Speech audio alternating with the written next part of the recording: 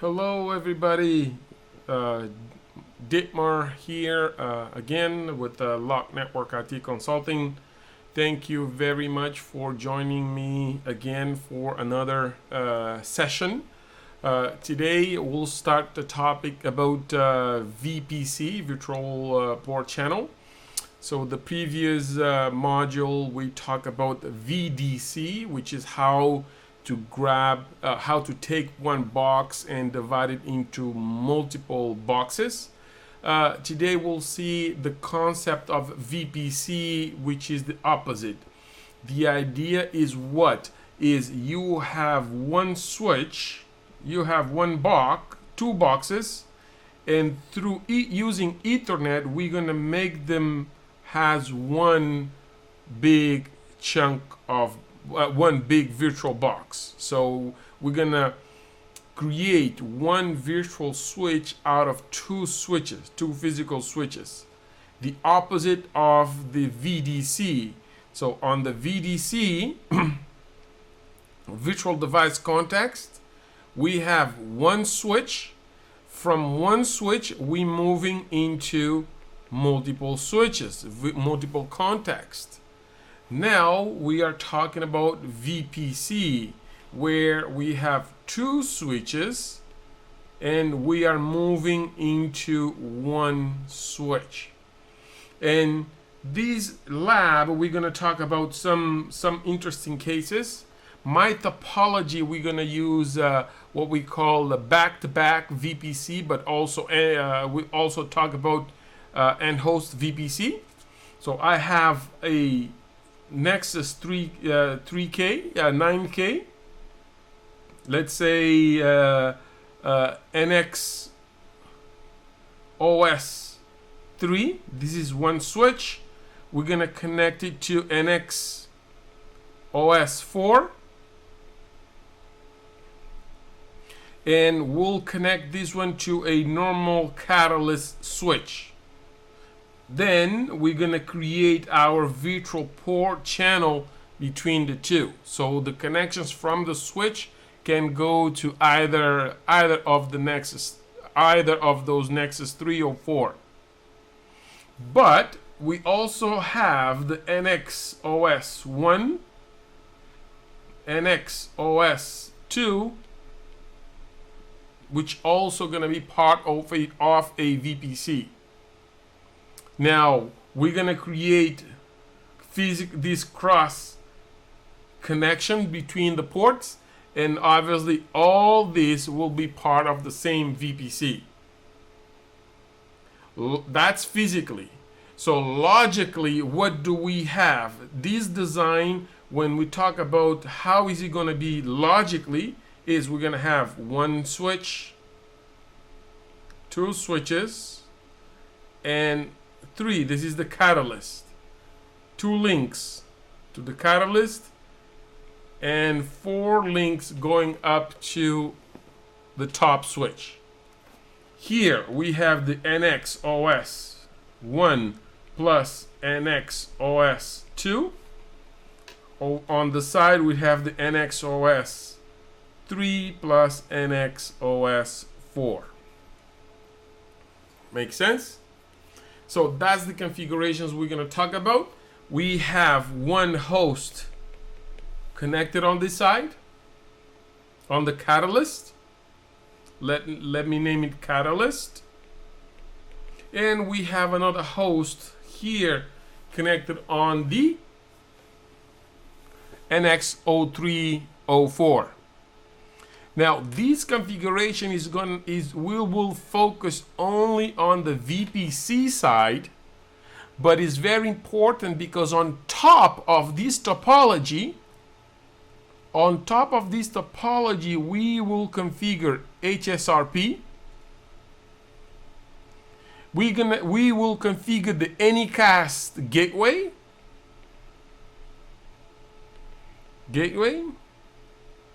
Anycast gateway is really a replacement for HSRP. So when we run the Anycast gateway, we don't need to run HSRP, but we'll run both just for configuration sake. And we will run multicast also on top of this topology. And we will wrap up by configuring VXLAN. So without further ado, let me show you the topology. And this topology, don't get afraid or don't get scared by the topology, because this topology contains a lot of things we're going to be talking throughout the training. But what we need to pay attention to is what exactly is NX03, NX04. You see, they are connected. I have the NX01, NX02, they also connected, right? Here you see the catalyst I'm talking about. So the catalyst is connecting to both of the nexus. And you can see the 4 connections we're gonna have cross-connecting those nexus. If I go in blue, these will be a port channel. Likewise, this one will be a port channel. What we also will spend a few minutes talking is about FEX. Right? FEX is a type of switch that it works as an extension of a parent switch. So we will have a Nexus 2K,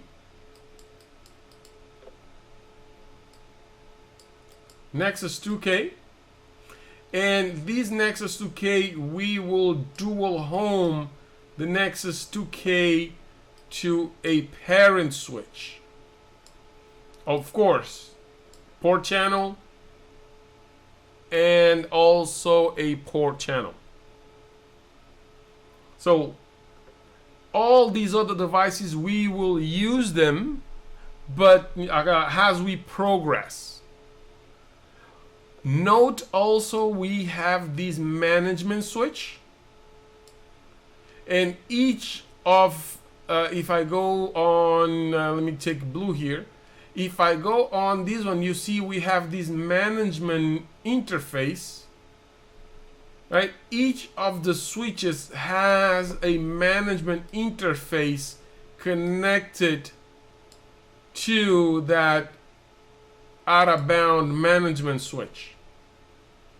And this management interface is not a port channel, but is what we will use to configure peer keep alive. And we'll talk more about what peer keep alive is, and and a couple more concepts along the way. So let's proceed with the basics for configuring the VPC between 3 and 4. Okay, 3 and 4. If we look at the topology, port 1 and 2, these are what we call VPC peer link. Port 1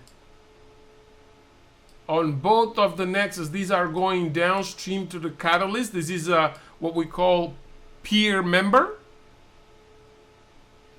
And this management is what we call peer keep alive.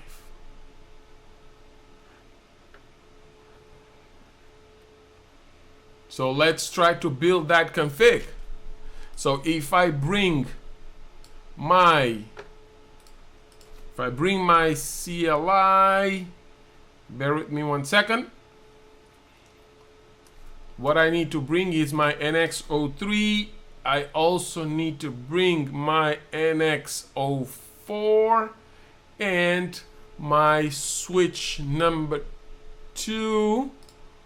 Okay, my switch number 2, and and the what else, the computer 33 and the computer 3. All right, so these are my host. So let me try to make it a little bit, bring this down. So this is what we will try to do. Notice that all the management are connected to the management switch. All right. So first thing first, I'll go on my NX03. I'll go to my interface management 0, IP address 192.168.1.3.3/24. Enter. No shut. No shut. Exit. I'll go to my switch 4, interface management 0, IP address 192.168.1.4/24. Oops, /24. That's a subnet mask. No shut. Exit. If I do a ping 192.168.1.3 VRF management, I have a ping. So that means at least between the two, I do have a ping.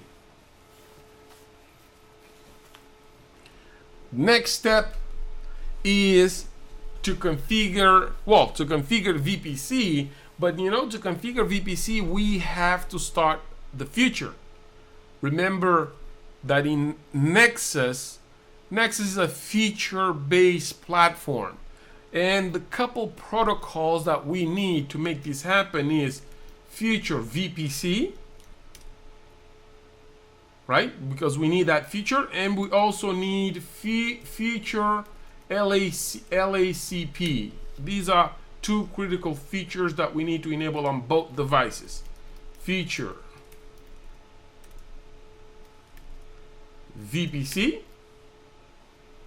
and feature LACP.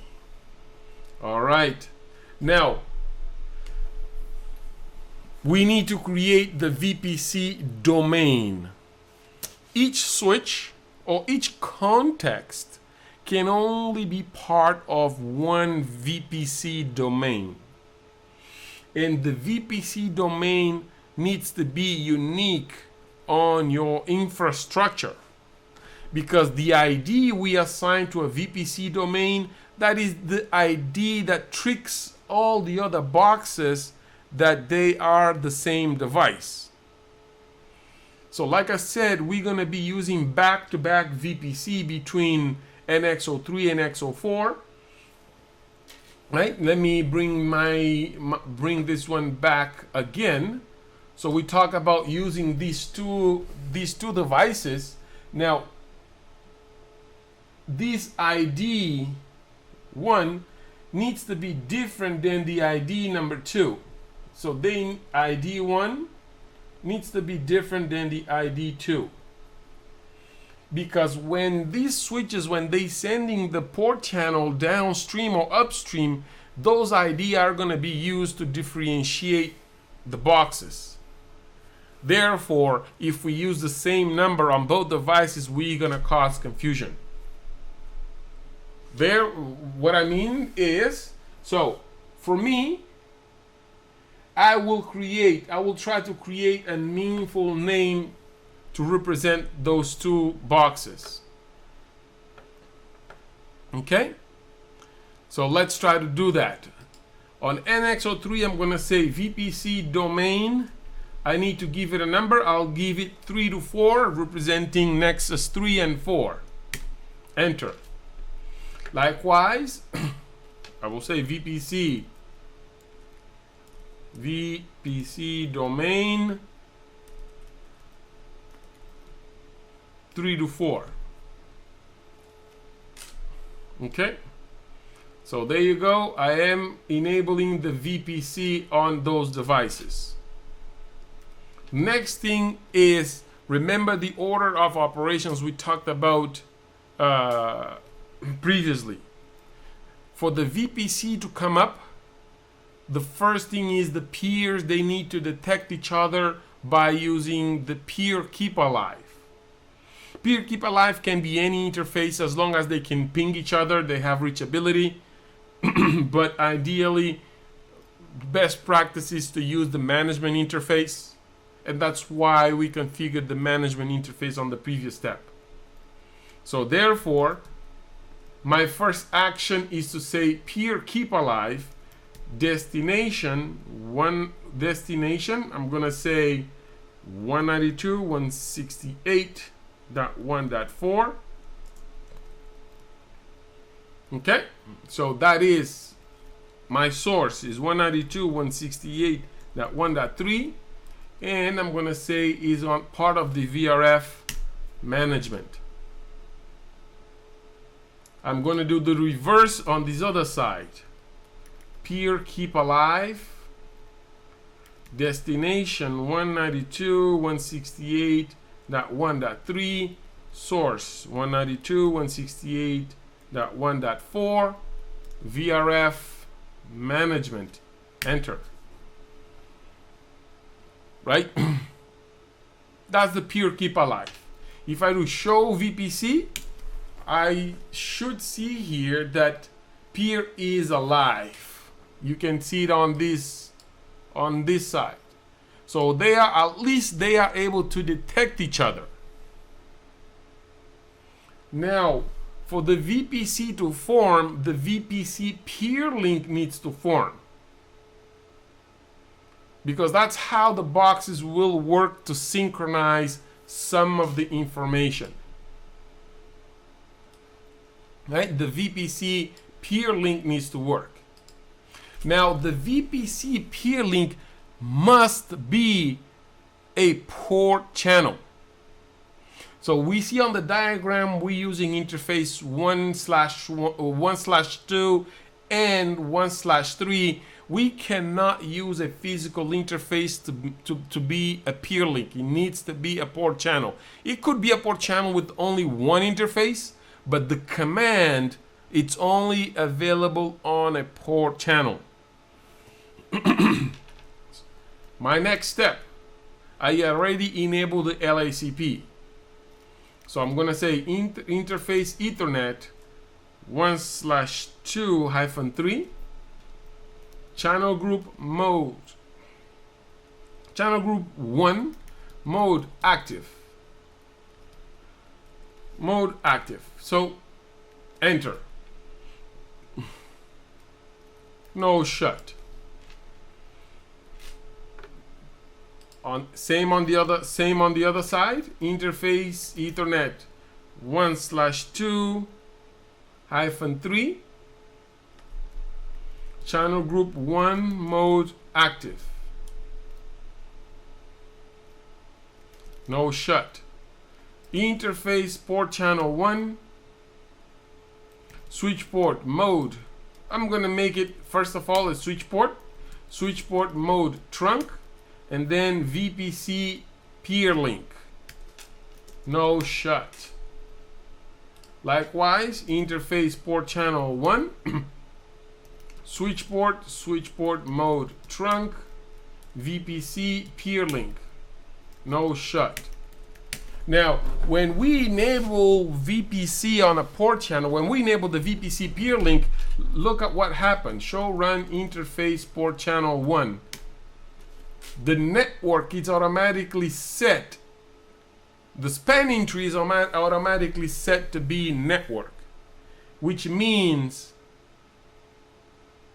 bridge assurance works between the two.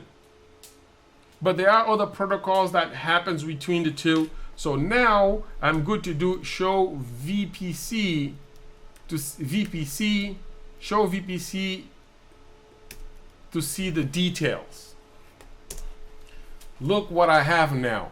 Peer is alive, adjacency has been formed, This is the VPC34, and you know, we have some of the timers here, but that is kind of irrelevant. Make sense?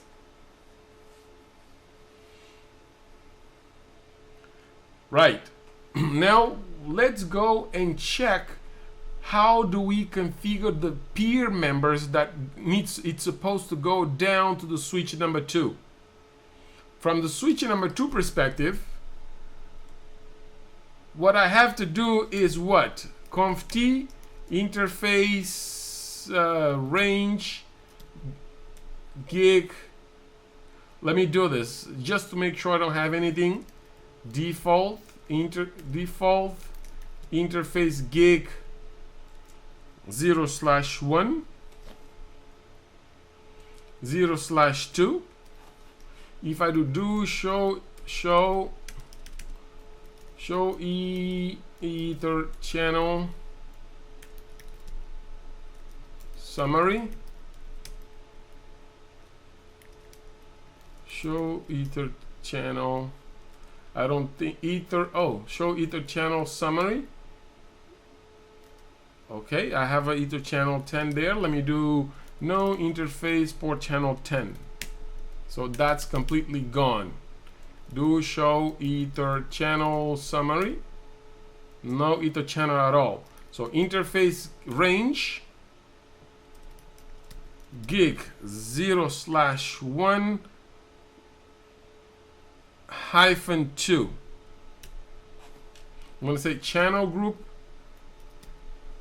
10 mode active. No shut. Exit. Interface port channel 10.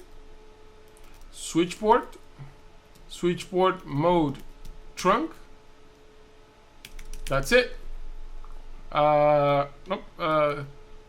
Switch port trunk encapsulations.1q. Switch port mode trunk. No shut. Right. So now I have that configured. How do I configure the one that goes downstream? So that is the port channel 10.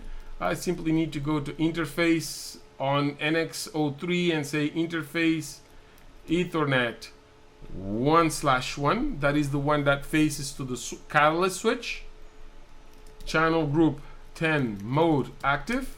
No shut. Same on the NX04. Interface Ethernet 1/1. Channel group 10 mode active. No shut. Exit. Interface port channel 10. Switch port. Switch port mode trunk. But also important is the spanning tree, because the spanning tree to a catalyst cannot be the same as the type network, because if we said the port network is going to run bridge assurance, which the catalyst does not support the bridge assurance, so therefore we need to say spanning tree port type normal, and we enable the VPC.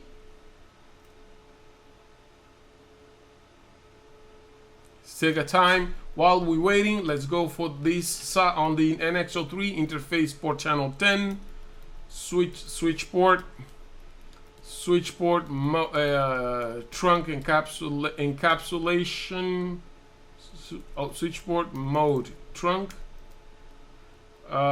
Spanning tree port type normal. VPC. I bet you that is hanging hanging there for a little bit, right? So now let's take a look. Port channel looks like it's coming up on the switch. So if I do show ether channel summary, look at that. I have passive to one of the switches, but I still have a standalone on the other one. Which one is it? Let's wait and see. So just to recap, just to recap, we created a VPC34 between NX03 and NX04 by using this peer link, and this one is the port channel 1. We then created another member port and say this one is port channel 10 on both sides. Now this one is gonna be VPC domain what? 12. And all these ports are gonna be part of the same VPC member port. Okay. So let's see. The VPC command is taking on NX04. VPC command is taking there. So if I go and I do show port channel summary, it says I am passive.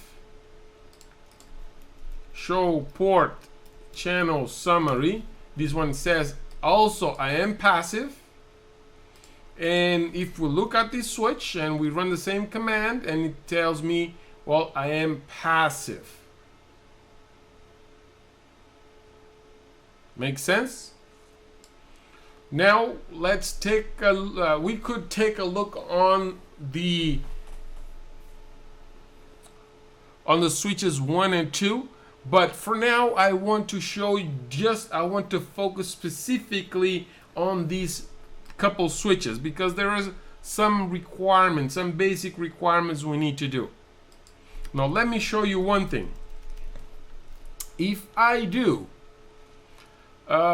show spanning tree, I only have one VLAN, right? VLAN, this one is a switch, VLAN 5, VLAN 100. So let me delete those two. Conft no VLAN 5, no VLAN 100. So I only have one VLAN, and that is the VLAN 1. So if I do show VLAN, show VLAN brief, you see I only have one VLAN. If I do now show spanning tree for VLAN 1, let's see what it says. This one says, okay, just like a normal Ethernet, I need to select the spanning tree needs to converge. So my spanning tree goes on my port root. My port channel 10 is the root port, is the port going upstream. So that's how the root bridge is located. What I want to show you is this one. The root ID is 001007. Right? And the bridge ID, this is the own device, so this is not the bridge ID. Now let's look at the NX03. What does it say? Show spanning tree. It tells this is 001007. This is not the device in question, so at least, you know, they agree in who the root bridge is. But this one says the root port is the interface 1/5. And likewise, this one should also agree, show spanning tree for VLAN 1 also agrees who that root bridge is. So let's take a quick break. And when we come back, we'll see one of the very first command that is required, which is the peer switch. Because, you know, this problem that one box is claiming to be the root bridge may, even though we're running VPC, it might lead to convergence time on the network. And we want to make sure we fix this. We want to make sure we fix it. So let's take a quick break. When we come back, When we come back, we'll talk about how to address the problem of MAC addresses or root bridge by using the peer switch command. Thank you very much for joining. I hope you enjoyed the first part of configuring VPC, and we'll build on top of it in the next module. Thank you very much, and I'll see you in the next lesson.